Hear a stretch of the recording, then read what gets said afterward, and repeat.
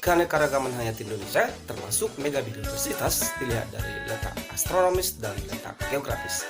Dan Indonesia merupakan negara kedua terbesar tingkat keanekaragaman hayati.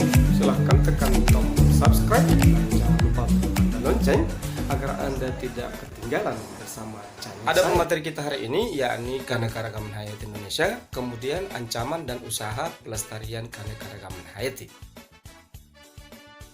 Keanekaragaman hayati Indonesia merupakan keanekaragaman yang sangat luas dan lengkap dan disebut megabiodiversitas. Indonesia 100% kekayaan hutan Nusantara. Indonesia merupakan negara kepulauan yang disebut Nusantara. Secara geografis, Indonesia berada pada koordinat 6 derajat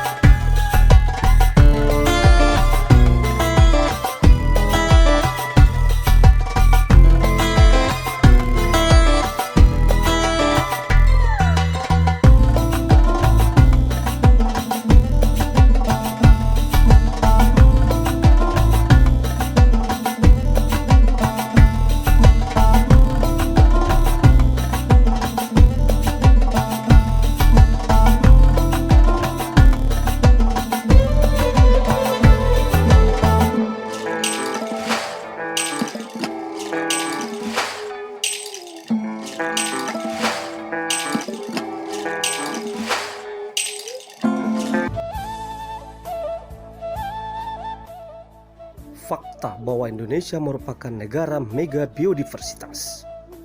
Ini ada alasan keunikan negara kita menjadi negara mega biodiversitas. Yang pertama, memiliki keanekaragaman hayati yang tinggi. Kedua, memiliki tipe tumbuhan Indomalaya atau Malaysiana. Bahwasanya Indonesia dibagi menjadi bagian Indonesia Barat dan Indonesia bagian Timur.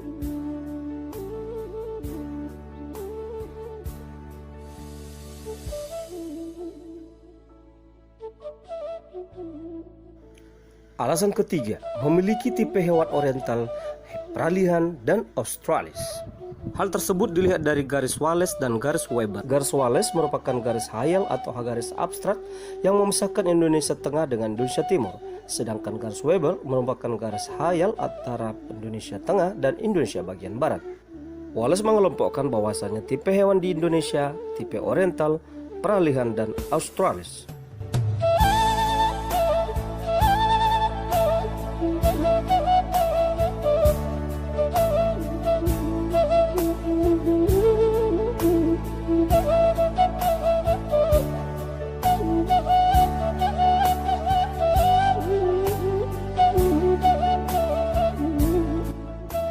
Alasan keempat, Indonesia memiliki banyak spesies endemik.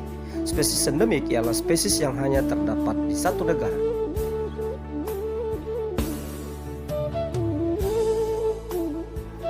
Contoh hewan endemik berupa komodo yang ada di Nusa Tenggara Timur, babi rusa yang terdapat di ujung Pulau Banten, orangutan di Pulau Sumatera dan Kalimantan, serta harimau Sumatera.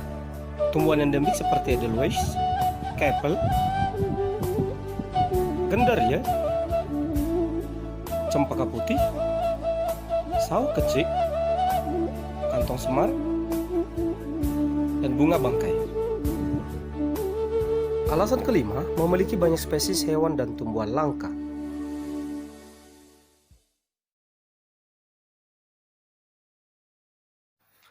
Keunikan hutan hujan tropis. Sesuai dengan namanya, hutan hujan tropis adalah hutan yang terletak pada wilayah tropis. Dengan garis lintang 23,5 derajat lintang utara sampai 23,5 derajat lintang selatan. Hutan hujan tropis dapat dijumpai hampir di sepanjang garis khatulistiwa, tepatnya misalkan di Asia, Indonesia tentunya. Posisinya tepat berada di tengah, menyebabkan bioma ini terkena paparan sinar matahari sepanjang tahun. Ciri bioma hutan hujan tropis yaitu mempunyai pohon yang tinggi dan berdaun lebat.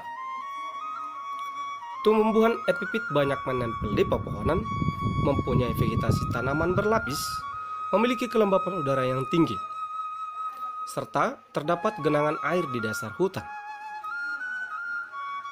Hutan hujan tropis merupakan suatu bioma hutan yang selalu basah sepanjang tahun. Artinya, hutan tersebut selalu diguyur hujan dengan curah hujan sekitar 2000 sampai 4000 mm per tahun. Curah hujan yang tinggi ini menyebabkan tingginya tingkat kelembapan pada bioma ini. Stratifikasi hutan hujan tropis. Stratifikasi merupakan lapisan atau strata formasi hutan yang mengacu pada lapisan total dan tingginya pepohonan. Stratifikasi pohon tersebut dibagi menjadi lapisan A hingga E. Strata A atau emergen terdiri dari pohon dengan ketinggian lebih dari 30 meter dan berbatang lurus. Strata B atau konopi memiliki pepohonan bercabang banyak dan bersinggungan satu sama lain. Strata C atau understory berupa pepohonan dengan tajuk yang sangat rapat. Strata D berupa pepohonan herba, palem-palem, dan paku-pakuan. Strata E, lapisan tanaman pendek berperan penting sebagai bentuk lantai hutan seperti lumut, jamur, dan herba. Bagian B, pemanfaatan keanekaragaman hayati. Di antaranya memiliki nilai konsumtif, nilai ekonomi, nilai pilihan, nilai estetika, dan nilai ekologis. Materi terakhir berupa ancaman dan usaha pelestarian keanekaragaman hayati. Yang pertama, ancaman terhadap keanekaragaman hayati yang didata oleh suatu lembaga berupa UCN atau International Union of Conservation of Nature sekitar tahun 2015. Penyebab ancaman tersebut berupa: pertama, akibat perubahan habitat. Pemahaman masyarakat luas terhadap lingkungan sangatlah masih kategori minim. Salah satunya adalah pengambilan isi hutan, di mana diambil semata-mata sembarangan tanpa kenal lelah. Kebanyakan di antara mereka, sebut saja perburu dan pengambil isi hutan lainnya, tidak memikirkan apa dampak ke depannya. Padahal dampaknya sangat banyak, bisa saja membuat hutan jadi bundar, kebakaran, bahkan tanah longsor, banjir, seperti kebakaran yang terjadi di Bandungan, Jawa Tengah, 17 September 2019 silam. Begitu hebatnya kebakaran tersebut hingga tengah malam.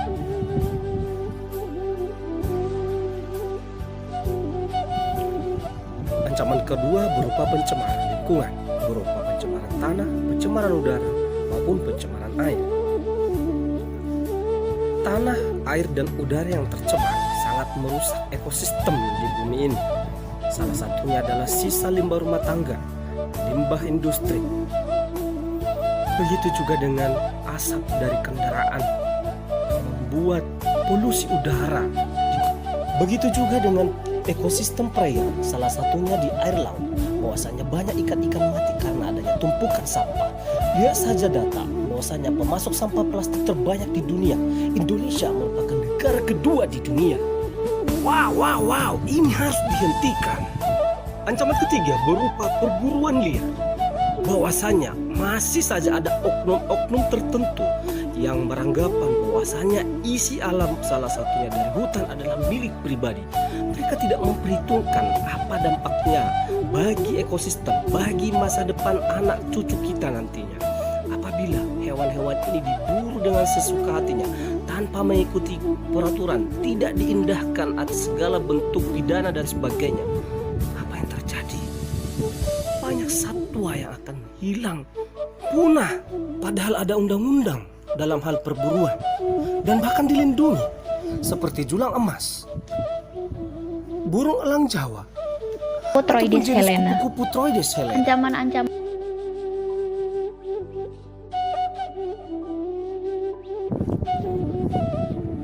Berikut ada hasil penelitian tentang kekayaan kupu-kupu di Dukuh Bayuindo. Tahun 2012 masih ditemukan bahwasannya terdapat 62 jenis kupu-kupu.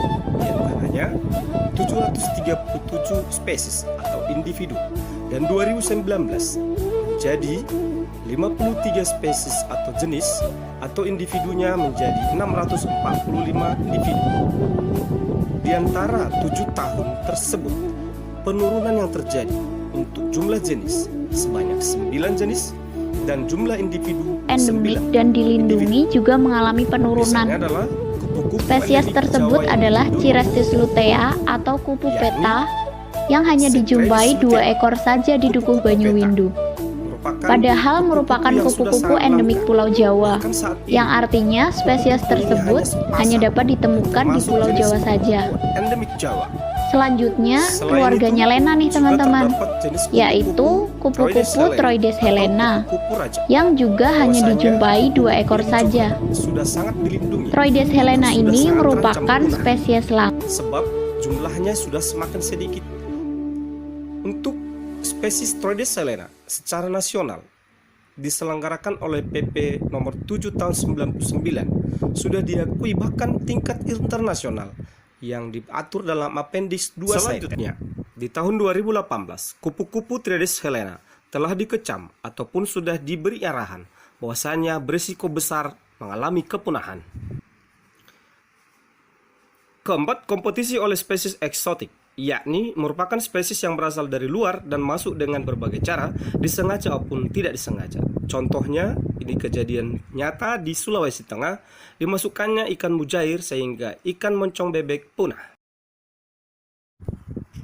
Kelima, akibat Pola perubahan cuaca iklim. berubah, permukaan laut naik, cuaca menjadi lebih ekstrim, dan emisi gas rumah kaca sekarang berada pada level tertinggi dalam sejarah Celsius abad ini. Kenaikan temperatur udara di dunia antara lain ditandai dengan naiknya suhu permukaan laut, mencairnya lapisan es di beberapa tempat seperti Kutub Utara, naiknya permukaan air laut, muncul suhu ekstrim atau gelombang panas di sejumlah negara, dan terjadi perubahan cuaca ekstrim. Secara umum, bentuk pelestarian keanekaragaman hayati dibagi menjadi 2. Yang pertama, pelestarian secara in situ dilakukan di dalam habitat asli, dan pelestarian secara ex situ atau dilakukan penangkaran atau pelestarian di luar habitat asli. Pelestarian secara in situ artinya pelestarian makhluk hidup yang dilakukan pada habitat aslinya seperti suaka marga satwa, perlindungan hewan, taman nasional, cagar alam, perlindungan hewan dan tumbuhan, hutan lindung. Contohnya Taman Nasional Ujung Kulon dan Taman Nasional Komodo.